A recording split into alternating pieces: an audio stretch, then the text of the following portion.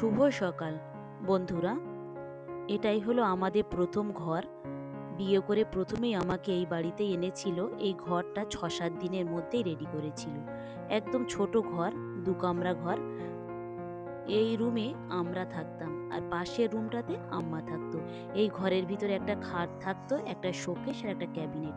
একদম ছোট ঘরটা, বেশি জায়গাও ছিল না। আর এই সামনে হচ্ছে কি সেই পুকুর, আর হচ্ছে কি শান বাঁধানো ওই ঘাট। সব কিছু এই পুকুরে, আর সাইডে যে কল আছে কলে ব্যবহার করতাম। আর এই সাইডটাই থাকতো একটা আলনা জামা কাপড় রাখার জন্যে। আর এখানে টাঙানো থাকতো একটা হেলনা, ছেলে মেয়েরা বসতো ঘুমাতো হেলনাতে। আর এই রুমটাতে থাকতো আম্মা। এখানে একটা বড় আলমারি ছিল, একটা খাট ছিল, আর একটা ফ্রিজ ছিল এই রুমটার মধ্যে। এটা নিয়েই ছিল আমাদের ছোট্ট ঘর। এই ঘরটা আজকের আমি একটু ক্যামেরাবন্দি করে নিলাম, কারণ আমার জীবনে এটাই প্রথম ঘর।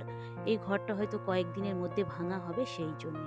আর বারান্দার এই সাইডে থাকতো একটা টেবিল, তার উপরে থাকতো আমার ওভেনটা। আর এখানেই আমরা বসে খাওয়া দাওয়া করতাম, সব কিছুই করতাম। মিস্ত্রিরা কাজ করছে, ওদের কাজ শেষ হয়ে গেলে আমরা বের হব একটু হায়দারপুরে যাওয়ার জন্য।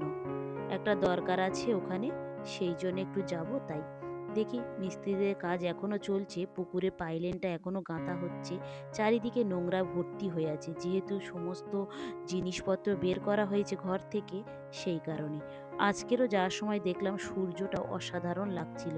দেখুন আপনারা, ঠিক যেন মনে হয় পাহাড়ের কোলে সূর্যটা ধীরে ধীরে ডুবে যাচ্ছে। এত সুন্দর লাগছিল।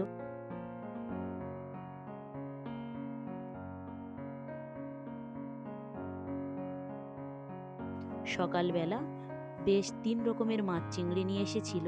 শাকও এনেছে, লাল শাক। লাল শাক দিয়ে চিংড়ি রান্না করব। আর এই মাছগুলো ঝোল করতে বলেছে, ঝোল করব।